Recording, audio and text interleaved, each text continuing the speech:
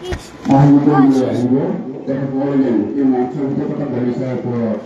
কোনো কারণত বলি দুটা বা স্যান্ডেল নুঠায় খালি বলে ইয়াত উঠিব মানে বোকা হৈ আছে দোকানে সকলো বৰষুণা ব্যক্তি আমি দুটা চেণ্ডেলবোৰ দলিচাৰ বাহিৰত বা পেণ্ডেলৰ বাহিৰত ৰাখিবলৈ অনুৰোধ জনালোঁ এয়া প্ৰথম গীতৰ গণেশ বৰা ভীম বৰা জকাল বৰাৰ নামগীতৰ তেওঁলোকক আমি নামবোৰ আৰম্ভ কৰিবলৈ অনুৰোধ জনালোঁ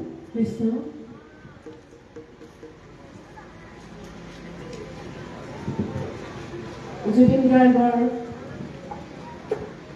সমাধিস্থলীত বৈকুণ্ঠপুৰীত সমবেত হোৱা সমূহ ৰাইজ ভক্তপ্ৰাণ ৰাইজ বিমৰীয়াবাসীৰ ৰাইজ সকলোলৈকে আমি আমাৰ ফালৰ পৰা ধন্যবাদ জ্ঞাপন কৰিছোঁ শ্ৰদ্ধা নিবেদিছোঁ আমাৰ সকলোৰে হিয়াৰ বন্ধু জুবিন গাৰ্গক আমি কেতিয়াও পাহৰিব নোৱাৰিম আমাৰ হিয়াৰ মাজত তেওঁ সদায় চিৰপ্ৰীত প্ৰবাহিত হৈ থাকিব বুৰতী নদীৰ দৰে তেওঁ সদায় আমাৰ হিয়াৰ মাজত সকলোৰে হিয়াৰ মাজত চিৰপ্ৰবাহিত হৈ থাকিব নদীৰ দৰে চিৰপ্ৰবাহিত নদীৰ দৰে আমি সকলোৱে শুব পৰা নাই ভালকৈ খাব পৰা নাই যদিও সদায় আহিব পৰা নাই আমি সদায় আশাৰে ৰখি আছোঁ আশাৰে ৰৈ আছোঁ জুবিন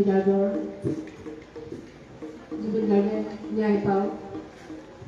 তেওঁৰ আত্মাই চিৰশান্তি লাভ কৰক আৰু আমিও যাতে শান্তি পাওঁ সকলোৱে জুবিন গাৰ্গৰ গীতৰ যোগেদি আমি আজি 22টা বছৰে আমি এখন স্কুলত যিহেতু কাম কৰোঁ গতিকে সেই স্কুলৰ খাতিৰত আমাৰ ল'ৰা ছোৱালীক সদায় সেই গানৰ যোগেদি গানে তেওঁৰ গানে আমাৰ প্ৰত্যেকটো অনুষ্ঠানত আমাৰ প্ৰাণ দিছিলে আমি কোনেও পাহৰিব নোৱাৰোঁ তেওঁ সদায় আমাৰ মাজত থাকিব আমি ভাবা নাই যে আমাৰ মাজত জুবিন গাৰ্গ নাই আমাৰ মাজত তেওঁ সদায় থাকিব আমি ভগৱানৰ ওচৰত প্ৰাৰ্থনা কৰিছোঁ জুবিনৰ আত্মাই চিৰশান্তি লাভ কৰক আৰু তেওঁৰ গীত তেওঁ গাই থৈ যোৱা এটি দিহানাম আমি তাকেই পৰিৱেশন কৰিম আমি কোনো আগতীয়াকৈ ৰিহাৰ্চেল এখন বা একো কৰা নাই আমি আহিছোঁ এনেই আৰু দুআষাৰ তেওঁ দি থৈ যোৱা অসমীয়া সমাজত তেওঁৰ অৱদান তেওঁ তেওঁতো সেইটোতো মই এতিয়া নকওঁ বাৰু সকলোৱে জানে মই খালি এইটোৱে কৈছোঁ যে তেওঁৰ গীতটি দিহানাম আমি পৰিৱেশন কৰিম